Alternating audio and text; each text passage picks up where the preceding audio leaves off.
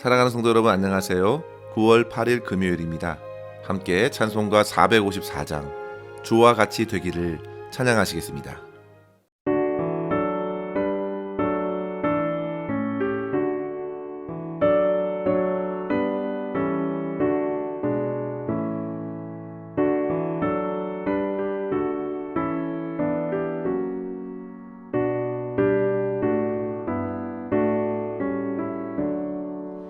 주와 같이 되기를 내가 항상 원하니 온유하고 겸손한 주의 마음 주소서.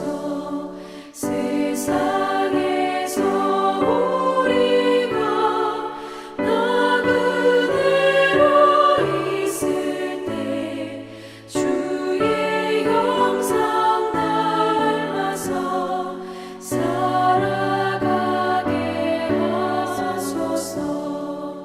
비록 작은 새라도 돌보시는 나의 주 나와 함께 계시어 나를 지켜주소서.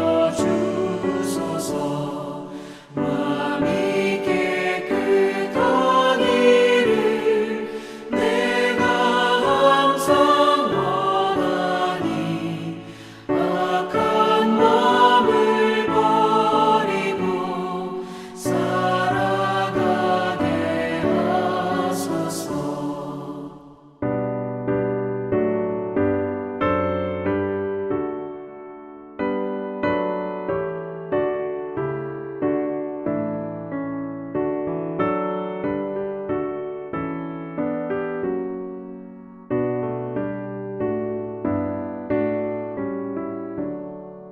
주와 같이 되기를 내가 항상 원하니 주님 뜻을 따라서 살아가게 하소서.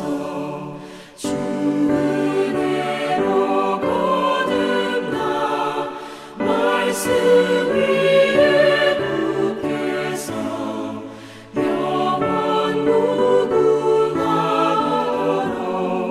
주와 함께 살리라.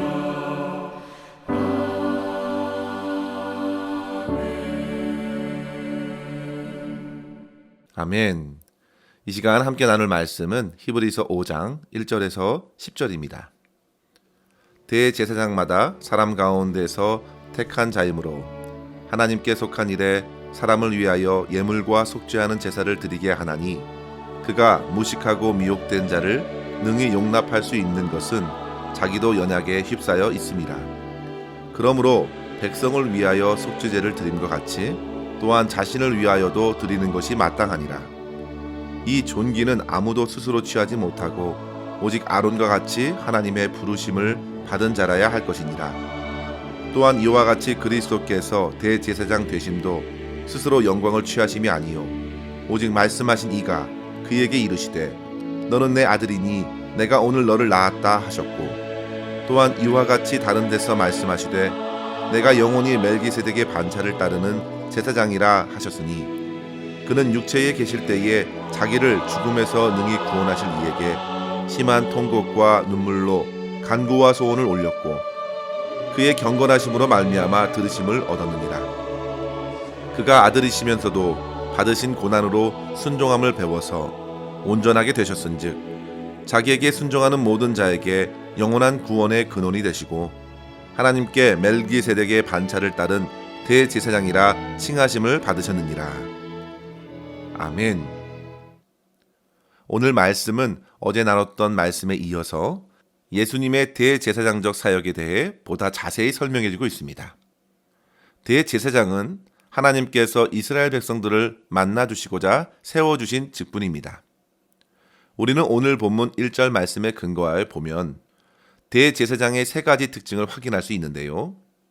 첫째로 대제사장은 사람 가운데서 택한 자이고, 둘째로 하나님께 속한 일에 사람을 위하여 감당하는 직분이며, 세 번째 특징은 예물과 속죄하는 제사를 드리는 사람이라 할 수 있겠습니다.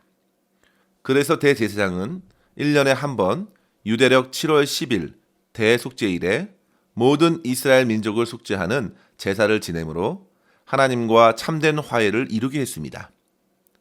하나님께서는 이 같은 대제사장의 역할을 통해 제사를 지내게 하시면서 죄로 인해 소망 없는 이스라엘 백성들이 제사라는 통로를 통해 주님과 만나고 화목하게 되어 참된 자유함을 경험케 하셨고, 다시금 새로운 마음으로 자기의 삶을 살아갈 기회를 허락해 주신 것입니다.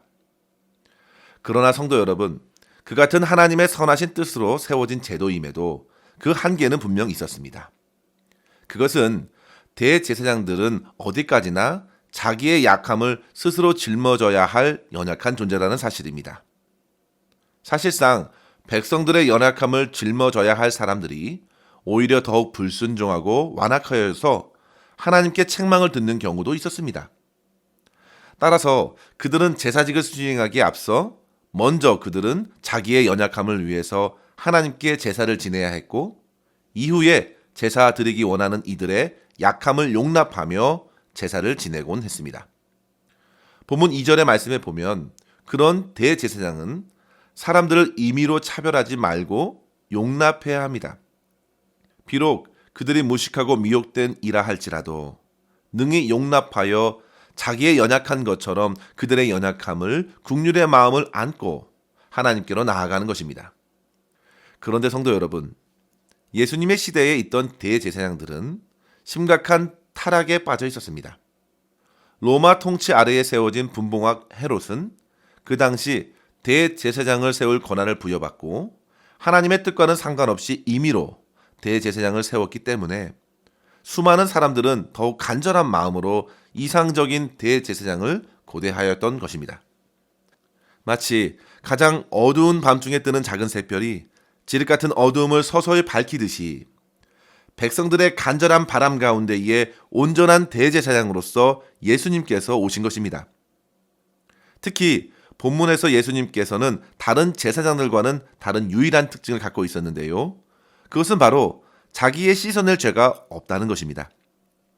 제사 드리는 자의 죄를 모두 전가받을 수 있는 마치 정결한 제물처럼 우리 주님께서는 대제사장인 동시에 제물로서 순결한 영혼으로서 계셨습니다. 그래서 주님은 자기의 연약함에 흔들리지 않고 오로지 저와 여러분의 죄의 문제에 더욱 모든 것을 쏟아내실 수 있었습니다. 이러한 본문에서 나타난 예수님의 대제사장적 사역을 통해서 우리는 어떤 교훈을 얻을 수 있을까요? 한 두 가지로 생각하면서 은혜를 나누고자 합니다. 첫째로 성도 여러분, 예수님께서는 우리의 약함을 위해 몸소 약한 자가 되시고 고난 중에 끝까지 순종하셨습니다. 성도 여러분, 예수님께서 무엇이 부족해서 이 땅에 인간으로 오셔야 했습니까? 주님께서는 오로지 하나님의 뜻과 사랑에 순종하여 사람이 되어 오셨습니다. 예수님의 대제사장직의 가장 큰 특징은 바로 성자 하나님께서 사람을 위하여 모든 것을 포기하셨다는 것입니다. 주님께서는 먼저 하나님 보좌를 포기하셔야만 했습니다. 또한 주님께서도 대제사장 되신 것이 스스로 취한 것이 아니라 다른 제사장들과 같이 하나님께 부름을 입었습니다. 5절에 보시면 너는 내 아들이다. 내가 너를 낳았다 하셨다고 했는데요. 이는 시편 2편 7절의 말씀이자 하나님께서 예수님께서 세례 받으실 때에 성령이 비둘기같이 임하시면서 하늘에서 하신 말씀을 우리로 하여금 떠올리게 하지요. 이는 내 사랑하는 아들이요 내 기뻐하는 자라. 그렇게 하나님께서 예수님을 대제사장의 길로 걷게 하셨고 죄가 하나도 없으심에도 주님께서는 7절에 보시면 십자가의 죽음에서 구원을 위하여 하나님께 어떻게 기도하셨습니까? 심한 통곡과 눈물로 간구와 소원을 올려드렸다 했습니다. 성도 여러분, 이 기도가 하나님께 받아들여졌기에 주님의 십자가 대속의 역사가 저와 여러분 안에 이루어진 것입니다. 원래 주님께서는 그와 같은 육체적 고통을 겪으실 이유가 전혀 없습니다. 그러나 모두 다 하나님의 사랑을 나타내시기 위해 순종하신 것입니다. 8절 말씀에 보시면 주님은 고난으로 순종함을 배웠다 했습니다. 고난 가운데 순종을 인간의 몸으로 습득하신 것입니다.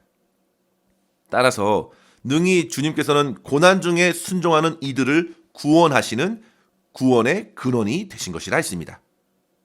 성도 여러분, 우리는 때때로 고난 중에 있을 때, 시험 받을 때 이렇게 생각하는 경향이 있지 않습니까? 그래, 예수님도 십자가 고난으로 시험을 받으셨지. 그러나 주님께서는 하나님의 아들이시니까 그렇게 받으셨지, 내가 받고 있는 것과는 같은 시험을 받지는 않았을 것이야 라고 주님의 시험과 다르다고 생각하는 우를 범하기도 합니다. 그러나 성도 여러분, 사실은 그 정반대입니다. 저와 여러분이 당하는 모든 고난은 주님께서 받으신 시험과 고난에 훨씬 미치지 못하는 고난이라는 사실입니다. 왜냐하면 우리 모두가 죄인이기 때문입니다. 우리는 시험을 받고서 예수님께서 받으셨던 시험의 수준에 미치기 전에, 훨씬 전에 무릎을 꿇어 버렸을 것이기 때문입니다.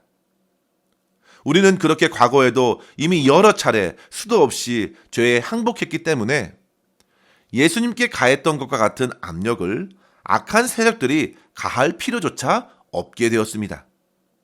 우리는 그렇게 쉬운 표적입니다. 그런데 우리 주님은 어떠십니까? 주님께서는 사단의 모든 공격을 받아내셨습니다.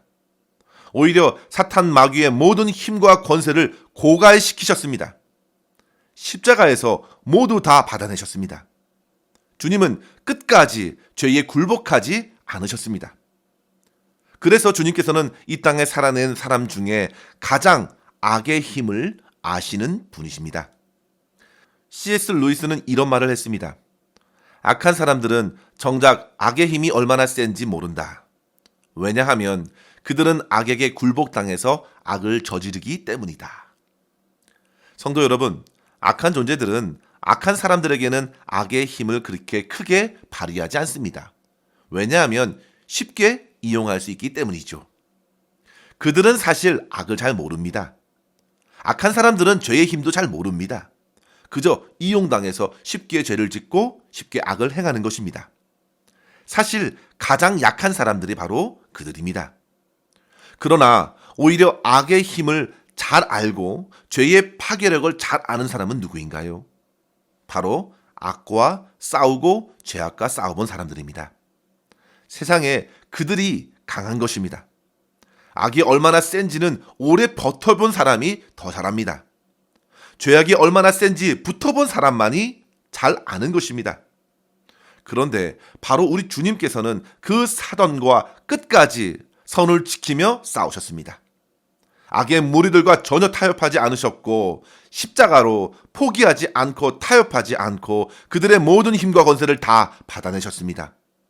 바로 그 십자가가 승리의 십자가입니다. 악의 힘은 십자가에서 소멸하고 그리스도의 의만 남게 되었습니다. 바로 그 의는 부활로서 세상에 드러났습니다. 사랑하는 성도 여러분, 예수님께 찾아온 모든 고난은 예수님의 순종의 능력을 드러내셨습니다. 이유는 바로 저와 여러분의 영원한 구원을 위해서였습니다. 성도 여러분, 이제 이 사실을 굳게 믿으시고 날마다 저와 여러분의 모든 약함과 모든 허물을 우리 주님께 맡기시기 바랍니다. 오직 주님만이 우리의 참 대제사장이 되셔서 우리를 긍휼히 여기실 뿐만 아니라 우리의 모든 죄악으로 나타난 정죄를 풀어내시고 하나님 안에서 참된 자유를 허락해 주실 것입니다. 이러한 풍성한 은혜를 누릴 수 있는 저와 여러분 될 수 있기를 주의 이름으로 간절히 축원합니다. 둘째로 성도 여러분, 주님의 순종을 본받아 우리도 고난 중에 연단을 받고 선악을 분별하는 데까지 성장해야겠습니다. 성도 여러분, 무엇이 옳고 그른지 우리는 잘 알고 있다고 쉽게 말하지만 실제 우리가 얼마나 알고 있습니까? 과연 우리는 신앙생활에 있어서 젖먹이의 어린아이에 머물러 있습니까? 아니면 단단한 음식도 씹을 수 있는 데까지 성장하고 있습니까? 본문에 따르면 신앙 성장의 척도는 하나님의 말씀과 가르침을 삶에서 어느 정도 순종으로 받아내고 있는가에 달려 있다 했습니다. 결코 말씀을 지식적으로 아는 수준이 아닙니다. 그 말씀을 붙들고 사는 순종에 달려 있습니다. 성도 여러분, 순종이 말이 쉽지 결코 쉬운 길이 아닙니다. 아주 좁고 좁은 길입니다. 많은 이들이 찾지 않는 길입니다. 그만큼 믿음과 순종의 삶은 어두운 세상과 주변의 사람들과는 반드시 부딪힐 수 있기 때문입니다. 그러나 예수님의 십자가의 순종을 바라보십시오.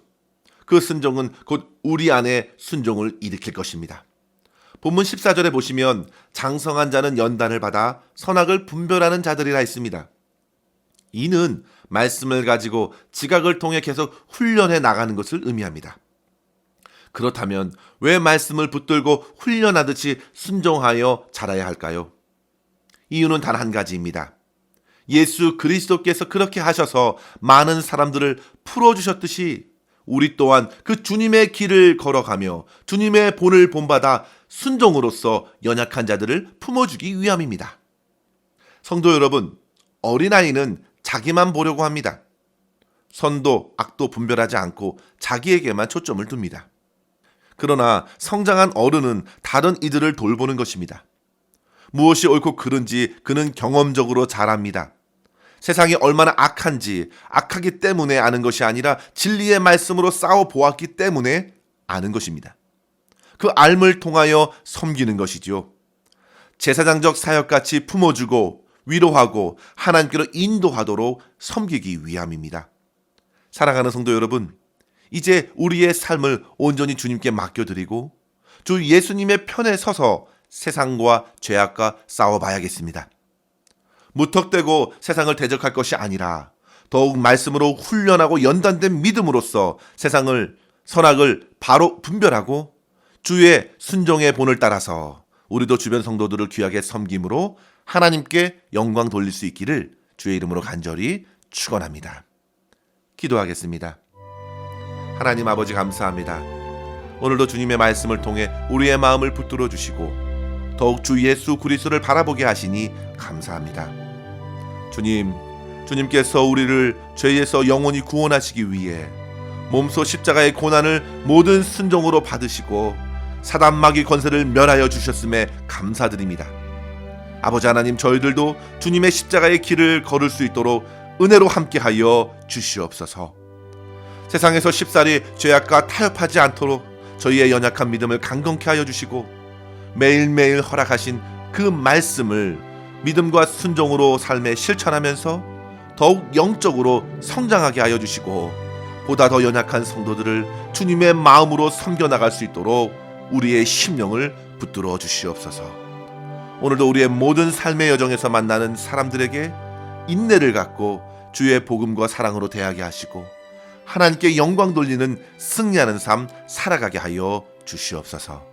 모든 것 주님의 손에 의탁하옵고 감사드리며 우리 구주 예수님의 이름으로 기도하옵나이다.